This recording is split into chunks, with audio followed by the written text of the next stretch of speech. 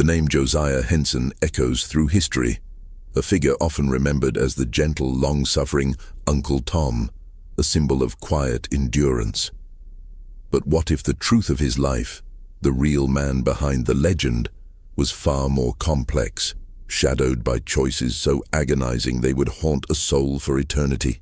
What if the story we know is merely a carefully constructed facade, concealing a past steeped in moral terror and a secret burden that few could ever comprehend?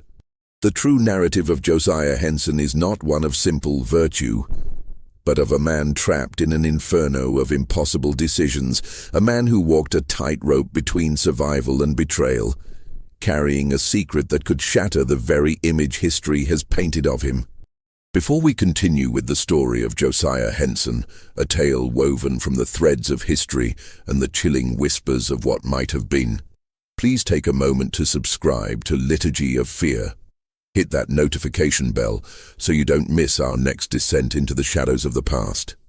And tell us in the comments below, from what state or city are you listening to this unsettling chapter of American history? Your engagement helps us unearth more forgotten truths. The year 1789 dawned with a fragile promise of new beginnings for some, but for others, it merely marked the continuation of an inherited nightmare. In Charles County, Maryland, on the sprawling, tobacco-choked lands of Francis Newman, a child named Josiah was born into bondage. His earliest memories were not of a mother's gentle lullaby, but of the raw, guttural screams that tore through the humid air, the metallic tang of blood, and the acrid smell of fear. He was barely old enough to walk when his father, a man of formidable strength and spirit, had his ear brutally severed for daring to defend his wife from a white overseer's assault. The image of his father, bleeding and broken, yet defiant, was seared into Josiah's young mind, a silent testament to the brutal realities of their existence. Soon after, his father was sold south, vanishing into the abyss of the cotton fields, leaving behind a void that no child should ever know. His mother, a woman named Millie, carried the weight of this trauma like a shroud. Her spirit, once vibrant, dimmed with each passing year, her eyes holding a perpetual sorrow that Josiah learned to recognize as the silent language of their people. She taught him the rhythms of the earth, the secrets of the forest, and the quiet dignity of survival, but also the ever-present danger that lurked beneath the surface of every seemingly calm day.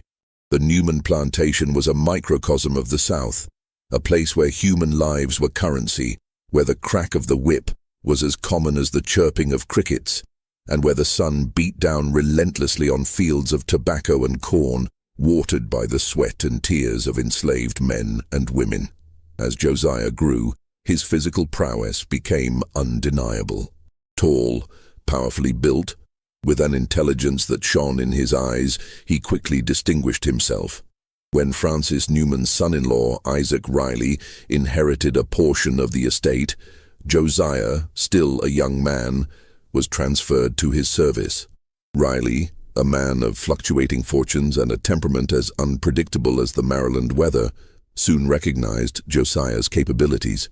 Unlike many of his peers, Josiah possessed a keen mind for management, an innate understanding of agriculture, and a surprising aptitude for literacy, secretly taught to him by a kind-hearted white boy on a neighboring farm. These skills, rare and valuable among the enslaved, set him apart. It was this unique combination of strength, intelligence, and perceived loyalty that led to his ascent.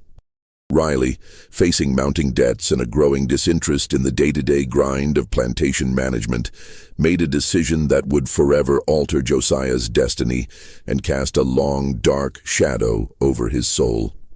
He appointed Josiah as his overseer, or superintendent, as Riley preferred to call it, over the other enslaved people. The promotion was a double-edged sword, a poisoned chalice offered with a deceptive smile.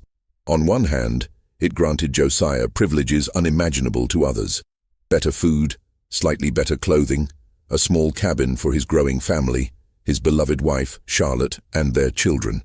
It meant a reprieve from the back-breaking labor in the fields, a chance to protect his own from the worst cruelties. But on the other hand, it thrust him into an impossible position, a moral quagmire from which there seemed no escape. He was now the intermediary between the master's capricious will and the suffering of his own people. He was given the whip, not to be used on himself, but on those he called kin, those who shared his bondage, his heritage, his silent prayers for freedom. The psychological complexity of this role was a torment that gnawed at his very core. He was an enslaved man, yet he held power over other enslaved men and women. He was expected to enforce the master's rules, to drive production, to mete out punishments, to maintain order. The other enslaved people looked at him with a mixture of awe, resentment, and fear. Some saw him as a protector, a buffer against Riley's worst impulses. Others saw him as a collaborator, a tool of their oppression, a man who had traded his soul for a few scraps of comfort. Josiah walked a tightrope every single day. He learned to navigate the treacherous currents of plantation politics, to anticipate Riley's moods, to soften the blows where he could, to feign harshness when necessary. He developed a chillingly effective strategy. He would often administer punishments himself, but with a calculated restraint, ensuring the blows were painful enough to satisfy Riley's demands for discipline, yet never so severe as to cause permanent injury or death. He became a master of the performance, a silent actor in a brutal play, his face a mask of stern authority, his heart a battlefield of conflicting loyalties. The air on the Riley plantation was thick with the scent of tobacco leaves curing in the barns, the earthy smell of freshly turned soil, and the ever-present subtle odor of fear. The sounds were a constant symphony of oppression, the distant clang of the blacksmith's hammer, the lowing of cattle, the rhythmic thud of hoes in the fields, and the occasional sharp crack of a whip, sometimes wielded by Riley himself, sometimes by Josiah. Every sunrise brought with it the dread of the unknown. Every sunset, the exhaustion of another day survived. Josiah's cabin, though slightly larger, felt no less a cage. The whispers of his children at night, the soft rustle of Charlotte beside him, were his only solace and his greatest vulnerability. He knew with a chilling certainty that his position, his family's fragile safety, depended entirely on his ability to maintain this impossible charade. The moral tension was a constant suffocating presence, a silent scream trapped within his chest, waiting for the moment it would inevitably burst forth. The humid Maryland summer of 1818 brought with it a suffocating stillness, a prelude to the storm that would forever scar Josiah's conscience. The tobacco crop had been meager, and Riley's debts, always a looming shadow, had grown into a monstrous, insatiable beast. The air on the plantation was thick with unspoken anxieties, the enslaved people moving with a heightened sense of dread, knowing that financial hardship for the master often meant brutal consequences for them. Whispers of sales, of families being torn apart, snaked through the cabins like venomous serpents. It was during this tense period that a young man named Daniel, known for his fiery spirit and his quiet defiance, made a desperate move. Daniel had a wife, Esther, and a newborn son, Jacob, and the fear of their separation had driven him to the brink. One moonless night, Daniel, along with two other young men, Caleb and Samuel, attempted to flee. Their plan, hastily conceived and poorly executed, was doomed from the start. They were apprehended by a group of slave catchers hired by a neighboring planter, their escape thwarted before they had even crossed the county line. The news reached the Riley plantation like a thunderclap. Riley, his face contorted with a mixture of rage and financial panic, immediately summoned Josiah. "Henson!" he roared, his voice echoing through the main house. "They caught Daniel and his accomplices. They're being held at the Miller farm. Go! Bring them back! And make an example of them! Let every soul on this plantation understand the cost of defiance." Josiah felt a cold dread seep into his bones. He knew Daniel, a proud, stubborn young man who had often challenged Josiah's authority, questioning his compromises. He knew Esther, Daniel's wife, a quiet, devout woman whose eyes now held a terror that mirrored Millie's. And he knew Jacob, a tiny, innocent bundle whose future now hung by a thread. Riley handed Josiah a heavy, braided leather whip, its thongs stiff and new. "Make sure they remember this, Henson. Make sure everyone remembers." Josiah's hands trembled as he took the whip. The weight of it felt like 1,000 sins. He rode to the Miller farm, the silence of the journey punctuated only by the rhythmic thud of the horse's hooves and the frantic pounding of his own heart. His mind raced, a whirlwind of conflicting thoughts. He could refuse, but what then? Riley's wrath would be swift and merciless, not just for him, but for Charlotte and their children. He could administer a token punishment, but Riley would see through it, and the consequences would be dire. He could follow orders, but at what cost to his soul? When he arrived, Daniel, Caleb, and Samuel were already bound, their faces bruised and swollen, their eyes defiant yet filled with a desperate plea. Esther stood nearby, clutching baby Jacob, her silent sobs tearing at Josiah's heart. The other enslaved people from the Miller farm watched, their faces a mixture of fear and morbid curiosity. Josiah looked at Daniel, their eyes locking. In Daniel's gaze, Josiah saw not just fear, but a flicker of accusation, a question. "Are you truly one of us, Henson? Or are you merely another of his tools?" Josiah's breath hitched. He thought of Charlotte, her gentle smile, the warmth of her hand in his. He thought of his children, their laughter, their innocent trust. He thought of his father, his ear severed, his spirit broken. He thought of his mother, her silent sorrow. He thought of the fragile, precarious safety he had carved out for his family, a safety that could be shattered in an instant. He raised the whip. The air crackled with tension. Esther let out a small, choked cry. Josiah's arm, usually so steady, felt heavy, leaden. He brought the whip down, not with the full force Riley expected, but with a controlled, agonizing precision. The first blow landed on Daniel's back, a sharp, stinging crack that elicited a gasp, but not a scream. Josiah continued, each stroke a calculated torment, designed to inflict pain without permanent damage, to leave welts that would heal, but scars that would serve as a warning. He counted the blows, his mind a blur, his ears ringing with the sound of the whip and the silent screams of his own conscience. He saw the other enslaved people flinch with each strike, their eyes wide with terror. He saw Esther bury her face in Jacob's blanket. He saw Daniel's body convulse, but his eyes, though filled with pain, still held that flicker of defiance, that silent question. When it was over, Josiah's hands were shaking uncontrollably. The whip felt like a living thing, pulsing with the pain it had inflicted. He turned to the other two, Caleb and Samuel, and repeated the grim ritual, his movements mechanical, his soul recoiling with every swing. He left them bleeding but alive, their spirits wounded but not broken. He left Esther weeping, her hope extinguished. He left the Miller farm with the taste of ash in his mouth, the stench of fear clinging to his clothes, and the chilling knowledge that he had just sacrificed a piece of his soul to protect his own. The journey back to the Riley plantation was a blur. The whip, now stained with the blood of his brethren, lay coiled beside him, a grotesque symbol of his compromise. He had done what was necessary, he told himself, over and over again, a desperate mantra against the rising tide of guilt. He had protected his family. He had ensured their survival, for now. But at what cost? The image of Daniel's eyes, those questioning, accusing eyes, would forever be etched into his memory, a silent condemnation that no amount of self-justification could erase. The dark event had passed, but its shadow would stretch long and cold over the remainder of Josiah Henson's life.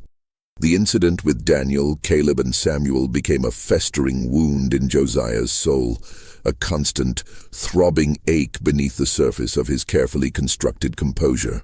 The memory of the whip in his hand, the sound of its crack, the sight of Daniel's flinching back, replayed in his mind with agonizing clarity, especially in the quiet, suffocating darkness of night. He would often wake in a cold sweat, the phantom weight of the whip still in his grasp, the silent accusations of those he had punished echoing in his ears. He tried to rationalize it, to bury it beneath layers of necessity and self-preservation, but the guilt was a persistent, insidious poison, slowly eroding his sense of self. His relationships with the other enslaved people shifted subtly, irrevocably. Some, like old Martha, a woman who had seen generations come and go, would avert their gaze when he approached, their silence a louder condemnation than any spoken word. Others, particularly the younger men, would eye him with a mixture of resentment and grudging respect, understanding the impossible bind he was in, yet unable to forgive the choices he had made. He overheard whispers, fragments of conversations that died abruptly when he drew near. "He's the master's man. He'd whip his own mother if Riley told him to." These words, though unspoken to his face, pierced him deeper than any lash. He felt a profound, chilling isolation, a chasm opening between him and the community he was ostensibly a part of. He was an outsider, even among his own. Yet, paradoxically, Riley's trust in Josiah deepened. The master saw the incident as proof of Josiah's loyalty, his effectiveness, his willingness to do what was necessary. "Henson," Riley would often say, a glint of satisfaction in his eyes, "you understand what it takes to keep order. You're a valuable man, Henson. A truly valuable man." This praise, meant to be a reward, felt like another turn of the screw, tightening the chains of his moral compromise. Riley began to rely on him more heavily, entrusting him with greater responsibilities, managing the crops, overseeing the livestock, even handling small sums of money in the local market. Josiah became indispensable, a fact that both terrified and empowered him. The more indispensable he became, the more he felt trapped, his golden cage growing ever more ornate, yet no less confining.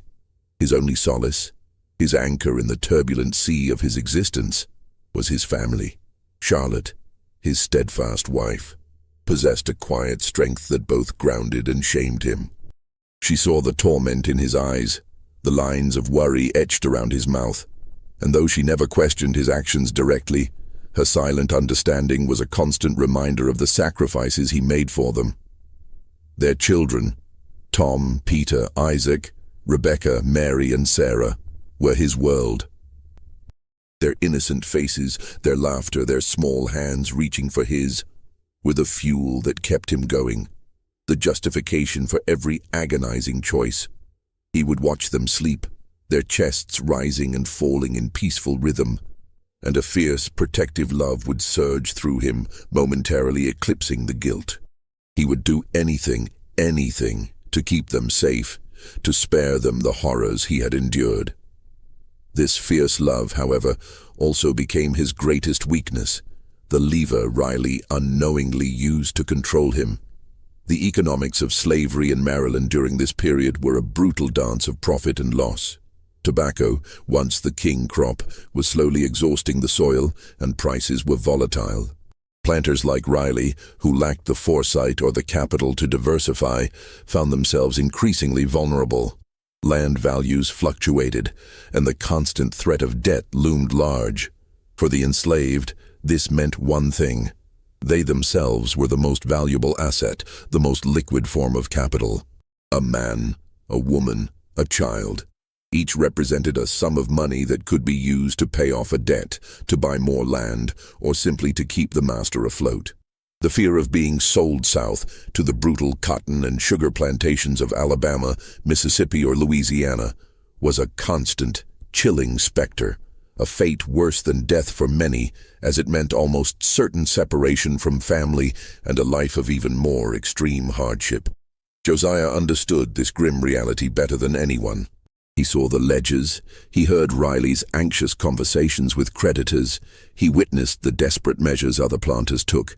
He knew, with a cold certainty, that their fragile existence on the Riley plantation was always one bad harvest, one failed speculation, one mounting debt away from utter collapse. Just when we thought we'd seen it all, the horror of Josiah's impossible choice intensifies. The weight of his decisions, the silent screams of his conscience, are about to be tested in ways he could never have imagined. If you're finding yourself drawn into this dark corner of history, please like this video, share it with someone who appreciates a truly unsettling tale, and leave a comment with your theories on the moral tightrope Josiah is walking. Your engagement fuels our journey into the past.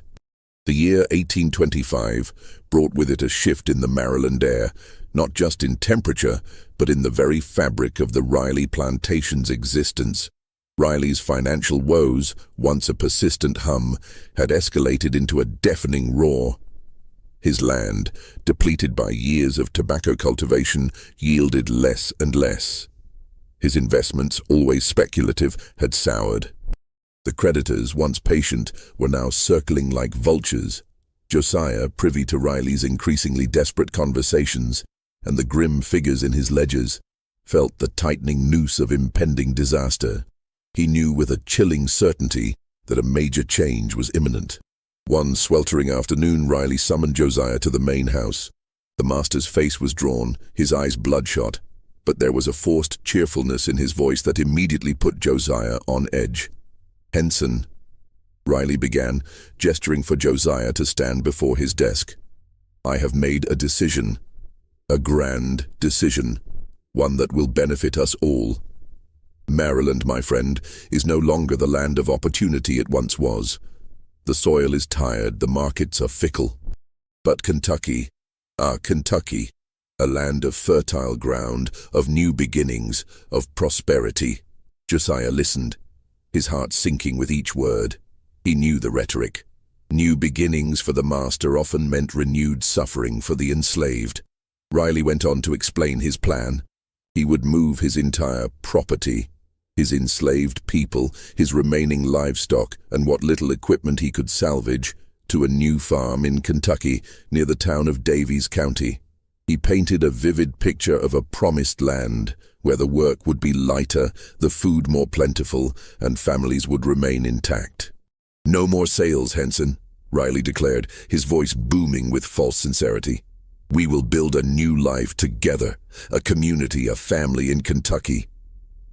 Then came the pronouncement that both elevated Josiah and plunged him into a deeper abyss of moral torment. "And you, Henson," Riley said, his eyes gleaming with what Josiah now recognized as manipulative trust, "you will lead them. You are my most trusted man, my superintendent. You will take the entire company, men, women, children, livestock, on the journey. You will guide them safely to Kentucky. I will follow later, once I have settled my affairs here. You will be in charge, Henson. The fate of all of them rests in your capable hands." Josiah's mind reeled. To be entrusted with such a responsibility, to lead his people to what was promised as a better life, was an honor. But the forced cheerfulness in Riley's voice, the too eager promises, grated against Josiah's finely honed instincts for deception. He had seen too many promises broken, too many hopes dashed. That night, unable to sleep, Josiah paced the small confines of his cabin. The weight of the impending journey, the lives entrusted to him, pressed down on him. He thought of Charlotte, her quiet optimism, her hope for a better future for their children. He thought of the other enslaved people, their faces alight with a fragile hope, clinging to Riley's words. He had to know the truth. His opportunity came a few days later. Riley, in his haste to prepare for his own departure, had left his desk in disarray. A stack of papers, usually meticulously guarded, lay exposed. Josiah, with his secretly acquired literacy, felt an irresistible pull. His heart pounded against his ribs as he slipped into the main house under the cover of twilight, his movements as silent as a shadow. His eyes scanned the documents. Bills of sale, promissory notes, letters from creditors, and then he saw it. A letter addressed to a Mr. Marks in Daviess County, Kentucky. Josiah's breath hitched as he read the chilling words, his eyes darting across the page, each sentence a hammer blow to his soul.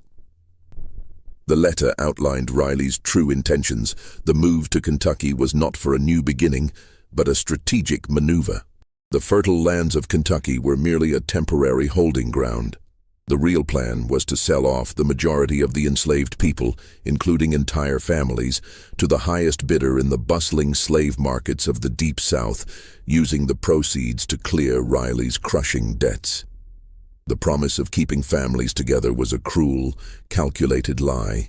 The new life was a euphemism for dispersal, for the ultimate brutal separation.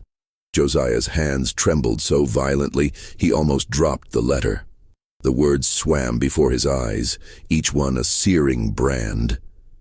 He was not leading his people to freedom or even to a slightly better bondage. He was leading them to the slaughter, to the auction block, to a fate far worse than anything they had yet endured.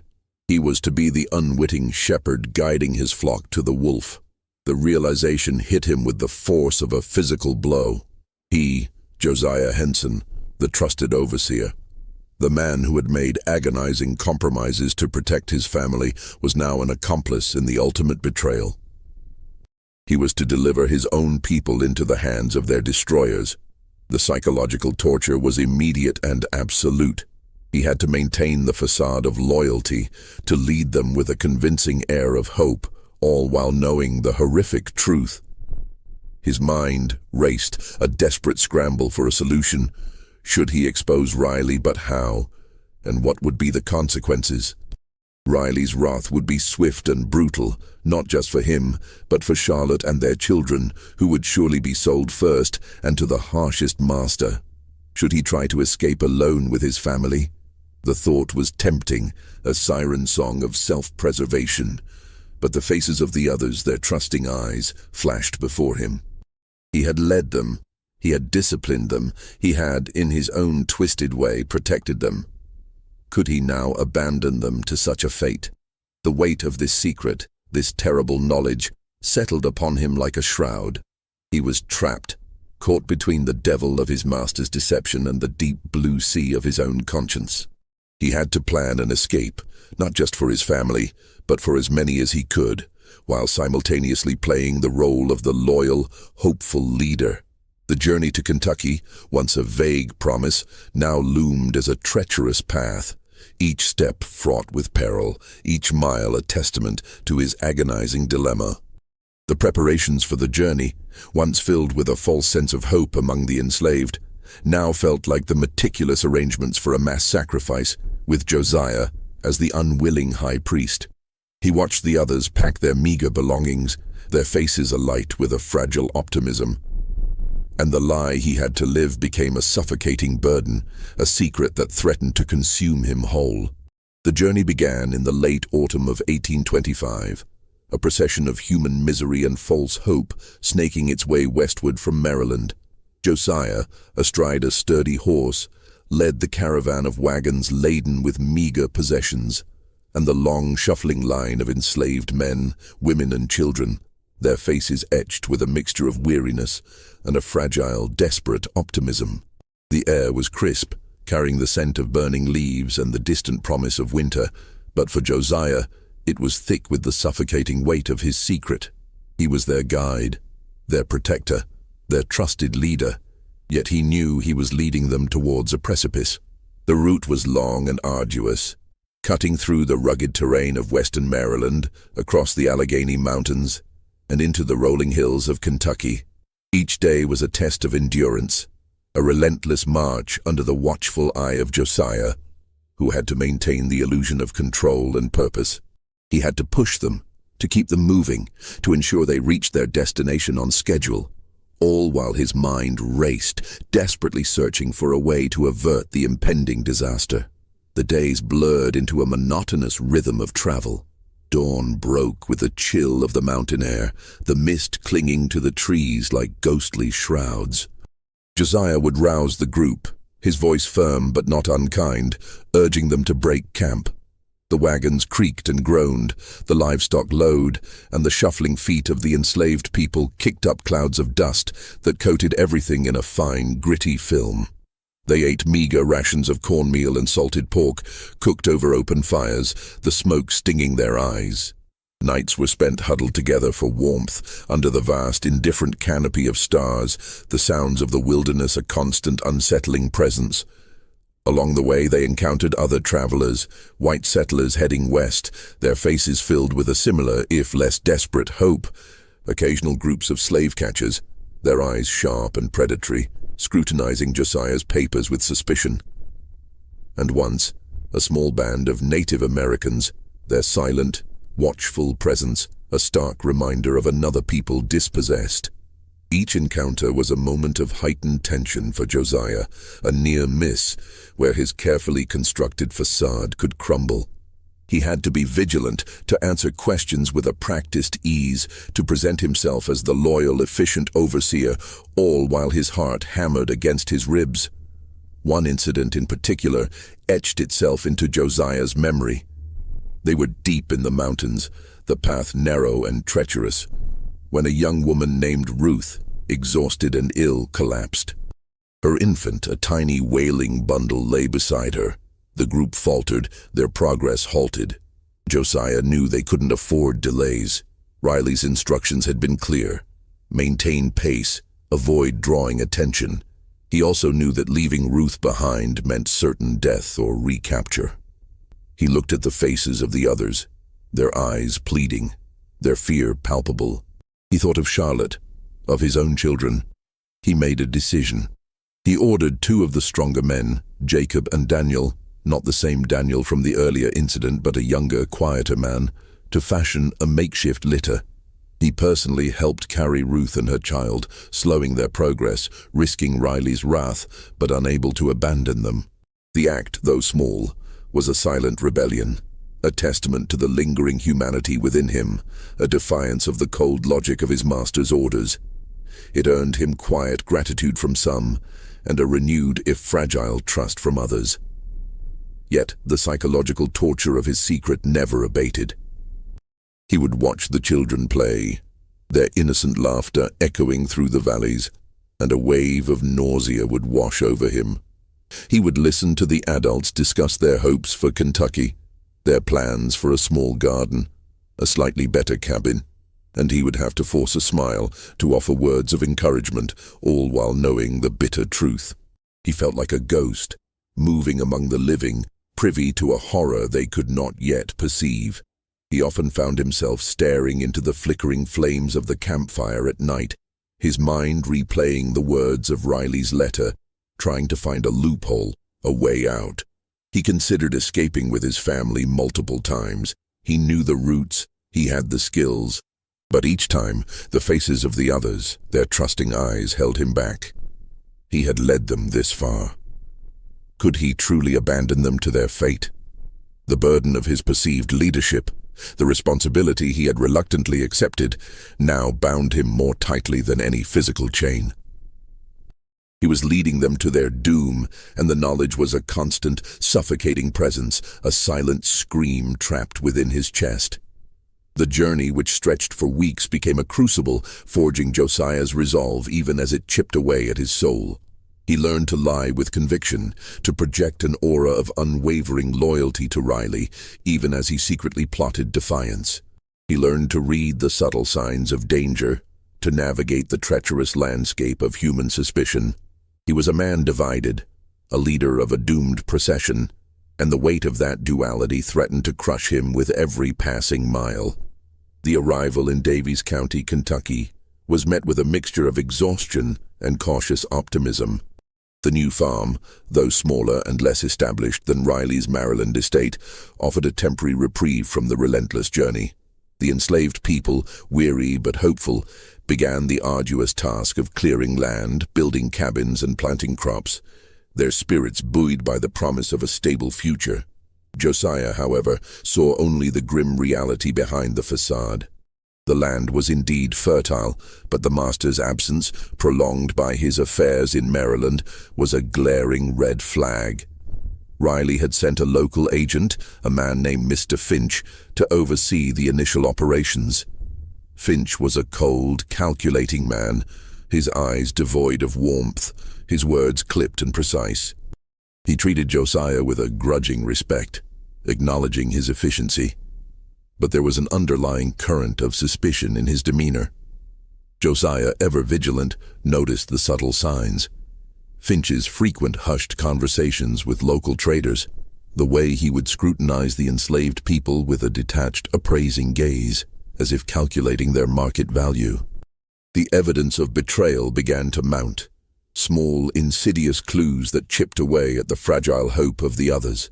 The promised new tools never arrived. The quality of their rations, initially slightly better, quickly deteriorated. Most damningly, Finch began to conduct inspections of the enslaved people, lining them up, examining their teeth, their muscles, their overall health, much like a buyer would inspect livestock. He would make notes in a small, leather-bound ledger, his pen scratching ominously. Josiah, observing these chilling rituals, felt a cold dread spread through him. He knew what these inspections meant. He tried to find a way to confirm his fears, to gather irrefutable proof. One evening, feigning illness, he managed to slip into Finch's temporary office in the main cabin. His heart hammered against his ribs as he rummaged through the papers, his eyes scanning for anything that would confirm the letter he had read in Maryland. He found it. A series of correspondence between Finch and Riley, detailing the plan to sell off the excess stock, a chilling euphemism for human beings, to buyers in New Orleans and Natchez. The letters even contained a preliminary list of names, and Josiah's blood ran cold as he saw familiar names, names of families he had led across mountains and rivers, names of people who trusted him. His own family's names were not on the initial list, a small, terrifying mercy, but he knew it was only a matter of time. Riley's debts were deeper than he had imagined, and the sale of a few would not be enough. The knowledge was a suffocating weight. He was living a lie, leading his people to their doom, and the clock was ticking. He had to act. But how? A direct confrontation with Finch would be suicidal, leading to his immediate sale, and likely his family's. He had to maintain his facade, to continue playing the loyal overseer, even as his soul screamed in protest. The tension on the farm grew palpable. The enslaved people, though still largely unaware of the full extent of Riley's treachery, sensed the shift in the air. Their initial optimism began to curdle into unease. Whispers of the market and the South began to circulate, hushed and fearful. Josiah would catch their eyes, filled with unspoken questions, and he would have to force a reassuring smile, a lie that tasted like ash in his mouth. One afternoon, a small group of traders arrived, their faces hard, their eyes calculating. They spent hours with Finch, poring over the ledger, occasionally glancing towards the fields where the enslaved people toiled. Josiah watched from a distance, his muscles tensed, his mind racing. He saw Finch point towards a young mother, Abigail, and her two small children. Abigail, a gentle soul, had been among the most hopeful on the journey. Josiah felt a surge of protective fury, a desperate need to intervene, but he knew he couldn't. Not yet. He had to wait, to plan, to find the opportune moment. The master's arrival weeks later brought no relief.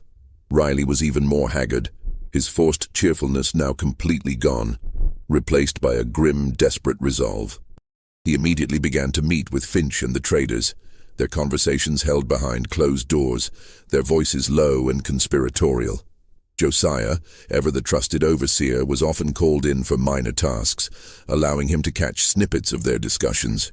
He heard prices, dates, destinations. The sale was imminent. The moment Josiah realized he must choose was not a sudden revelation, but a slow, agonizing crystallization of dread. He saw the traders inspecting his own children, their small bodies measured, their health assessed. He saw Charlotte's terrified eyes, her silent plea. He knew then, with absolute certainty, that he could not save everyone. He could not fight the system, not alone. He could not expose Riley without condemning his own family to the very fate he sought to prevent. His choice, agonizing and soul-crushing, became clear.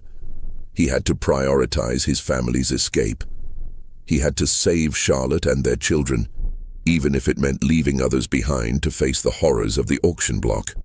The moral weight of this decision was immense, a burden that would forever mark his soul, a secret he would carry to his grave. The accumulation of clues, the mounting evidence of betrayal, had led him to this breaking point, forcing him to make a choice no man should ever have to make. The breaking point arrived with the brutal finality of a gavel striking an auction block. It was a cold, grey morning in late autumn, the air thick with the promise of an early winter. Riley, his face a mask of grim determination, gathered the enslaved people in the main yard. His voice, usually booming, was now clipped and devoid of its usual false cheer. "I regret to inform you," he began, his eyes avoiding the faces before him, "that due to unforeseen circumstances, I must make some difficult decisions. Some of you will be moving on to new opportunities." The euphemism hung in the air, a cruel mockery of their hopes. Josiah watched, his heart a leaden weight in his chest, as the traders, the same men he had seen days earlier, stepped forward. They began to call out names. The first was Abigail, the young mother Josiah had seen them inspect. Her eyes, wide with terror, darted to her two small children, clinging to her skirts. A trader roughly separated them, pulling Abigail towards a waiting wagon, her children screaming, reaching out for her. The sound of their cries, raw and primal, tore through the yard, a sound that would haunt Josiah's nightmares for years to come. Then came the name of Jacob, the strong young man who had helped carry Ruth on the journey. He was torn from his wife, Esther, who collapsed to the ground, her silent sobs shaking her entire body. One by one, families were shattered, lives irrevocably broken. The air was filled with the sounds of weeping, of desperate pleas, of the chilling indifference of the traders. Josiah stood among them, his face impassive, his body rigid. He was the overseer, the trusted man. He had to maintain the illusion, but inside, a storm raged. He saw the faces of those he had led, their eyes now filled with a crushing despair, some turning to him, their silent questions a searing indictment. He saw the horror in Charlotte's eyes, her hand instinctively reaching for their children, pulling them closer. He knew with a certainty that chilled him to the bone that his family would be next. Riley's debts were too vast, his desperation too profound. The sight of Abigail's children, their small hands reaching for their mother as she was dragged away, was the final agonizing catalyst. It was a mirror reflecting his own deepest fear. He could not, would not, allow that to happen to Charlotte and their children. The choice, once a theoretical torment, was now a stark, brutal reality. He would save his family, he would escape, and he would do it tonight. The decision, once made, brought with it a grim, cold clarity. He moved with a newfound purpose, his mind racing, meticulously planning every detail. He had observed the layout of the farm, the routines of the few remaining white overseers, the paths through the surrounding wilderness. He knew the moon cycle, the direction of the North Star. He sought out Charlotte, his eyes conveying the urgency of his message without words. In the privacy of their cabin, he whispered his plan, his voice low and steady, masking the tremor in his heart. Charlotte, her face pale but resolute, nodded. She understood the stakes. They would take their 6 children, leaving behind everything they owned, everything they knew, to plunge into the terrifying unknown. They spent the day in a blur of forced normalcy, their movements precise, their faces carefully neutral. Josiah gathered what little food he could discreetly acquire, a small sack of cornmeal, some dried meat, a few hard biscuits.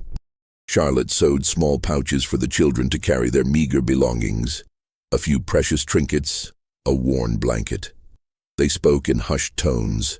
Their children, sensing the gravity of the situation, remained unusually quiet, their wide eyes watching their parents with a mixture of fear and trust. As dusk settled, casting long, eerie shadows across the farm, the sounds of weeping from the separated families still echoed faintly in the distance, a haunting reminder of the fate they were desperately trying to escape. Josiah waited until the last embers of the overseer's fire had died down, until the sounds of the farm had settled into the rhythmic chirping of crickets and the distant hoot of an owl. The night was moonless, cloaked in a thick, oppressive darkness that was both a blessing and a curse. Josiah led his family out of their cabin, each step agonizingly slow, each rustle of leaves beneath their feet sounding like a thunderclap. He carried the youngest child, Sarah, in his arms, her small body a warm, fragile weight against his chest. Charlotte held Mary's hand, guiding the other children, their small figures barely visible in the gloom. They moved like phantoms, skirting the edge of the fields, their bare feet silent on the damp earth. Every shadow seemed to hold a lurking danger. Every distant dog bark sent a jolt of terror through Josiah's veins. He remembered the stories of slave catchers, their bloodhounds, their relentless pursuit. He remembered the fear of recapture, the brutal punishments that awaited those who dared to seek freedom. As they neared the edge of the woods, a twig snapped loudly behind them. Josiah froze, his heart leaping into his throat. He spun around, his eyes straining into the darkness, his hand instinctively reaching for the small, crude knife he had hidden in his belt. Nothing, only the rustling of leaves in the wind. A false alarm, but a stark reminder of the constant peril. They plunged into the dense woods, the trees closing around them like a protective yet menacing embrace. The darkness here was absolute, broken only by the faint, shimmering light of the distant stars filtering through the canopy.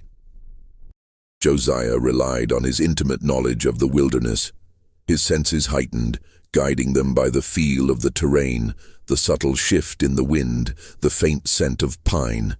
The children, though tired and frightened, moved with remarkable quietness, their small hands clinging to their parents, their trust absolute.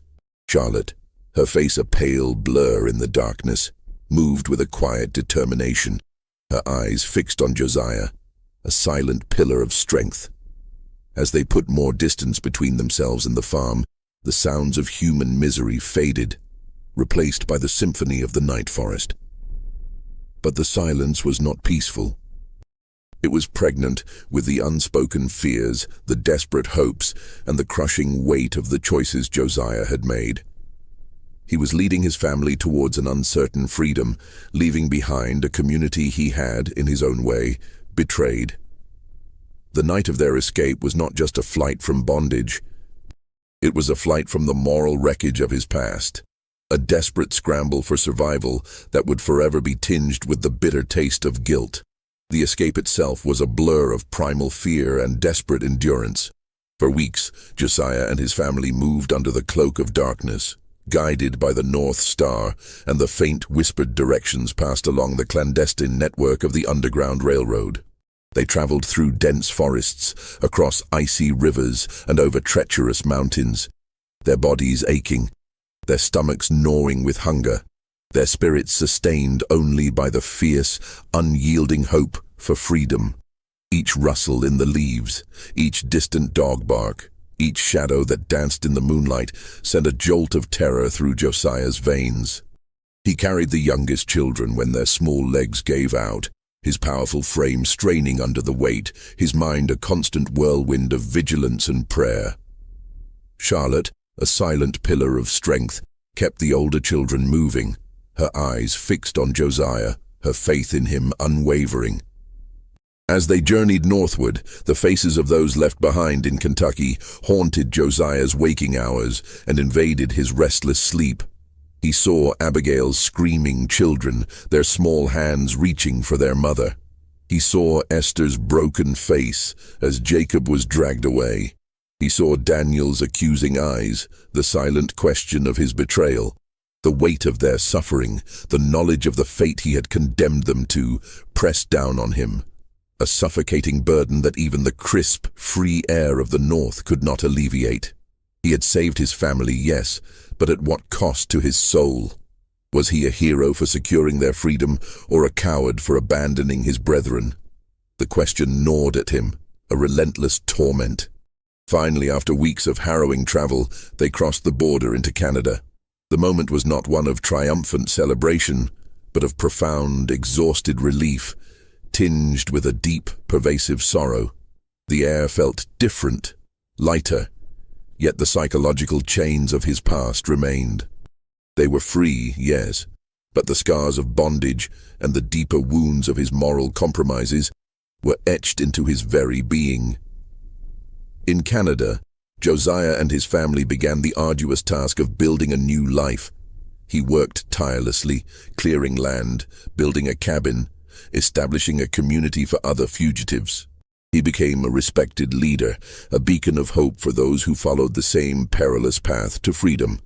But even amidst his tireless work and the burgeoning community, the ghosts of Kentucky lingered.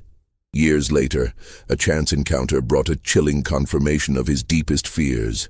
A newly arrived fugitive, a man named Caleb, not the same Caleb from the Maryland incident, but a younger man who had been on the Kentucky farm, recognized Josiah. Their reunion was brief, fraught with unspoken tension. Caleb, his eyes hollow, recounted the horrors that followed Josiah's escape. Riley, enraged by Josiah's perceived betrayal, had indeed sold off the remaining enslaved people, including many of the families Josiah had led from Maryland, to the brutal markets of the Deep South. Abigail's children had been sold separately. Esther, broken by Jacob's sale, had succumbed to despair. The news was a confirmation of Josiah's worst nightmares, a brutal validation of his agonizing choice, and a fresh wave of guilt washed over him, threatening to drown him in its depths. He had saved his own, but at the expense of so many others. The moral complexity of his actions was not diminished by his family's freedom. It was amplified, a constant nagging question that would forever define his legacy. Josiah Henson's life in Canada became a testament to resilience and an unwavering commitment to helping others find the freedom he had so desperately sought. He established the Dawn Settlement, a thriving community for fugitive slaves in Dresden, Ontario, where he worked tirelessly to provide education, vocational training, and a safe haven for those escaping the brutal realities of American slavery. He traveled extensively, speaking out against the injustices of bondage, his powerful voice echoing in abolitionist circles across North America and even in England.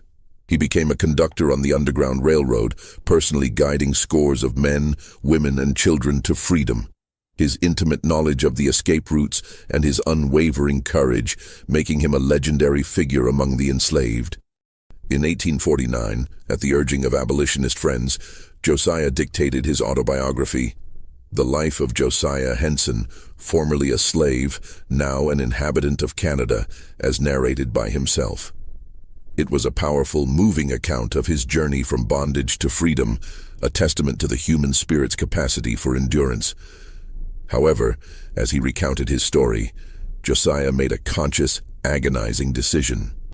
He sanitized certain parts, carefully omitting the darkest, most morally ambiguous chapters of his life. He spoke of his role as an overseer, but he downplayed the brutal necessities of the position, the times he had wielded the whip, the silent accusations in the eyes of his brethren. He spoke of the journey to Kentucky, but he omitted the chilling discovery of Riley's true intentions, the secret knowledge of betrayal he carried, and the agonizing choice to prioritize his family's escape over warning the others. He presented a narrative of suffering and eventual triumph, a story designed to inspire, to garner sympathy for the abolitionist cause, and perhaps to protect himself from the searing guilt that still gnawed at his soul. He crafted a version of himself that was palatable, heroic, and uncomplicated, a version that could serve as a symbol for a greater cause. It was this sanitized narrative that eventually found its way into the hands of Harriet Beecher Stowe. Deeply moved by Henson's account, particularly his journey to Kentucky and his eventual escape, Stowe used his life as a primary inspiration for her seminal anti-slavery novel, Uncle Tom's Cabin, published in 1852. She transformed Josiah Henson, the complex, morally tormented man, into the fictional character of Uncle Tom, a figure of unwavering piety, passive endurance, and ultimate martyrdom. The irony was profound, and for Josiah, deeply unsettling. He, a man who had wielded the whip, who had made impossible choices, who had carried the crushing burden of a terrible secret, was now remembered as the gentle, submissive Uncle Tom. The public embraced this simplified, idealized version, a symbol of Christian suffering that resonated deeply with the moral sensibilities of the time. But the real Josiah Henson, the man who lived with the ghosts of Kentucky, the man who knew the bitter taste of compromise, remained largely unknown. His true story buried beneath layers of literary interpretation and historical convenience. Even in his later years, as he continued his work and received accolades for his contributions to the abolitionist movement, the shadow of his past never fully lifted.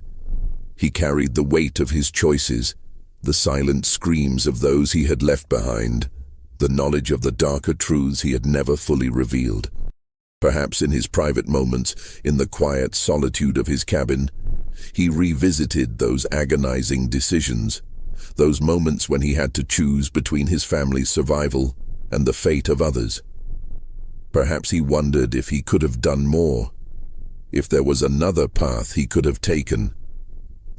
While no definitive smoking gun documents explicitly detailing Josiah's internal torment or his full knowledge of Riley's betrayal have surfaced, the historical record offers tantalizing hints.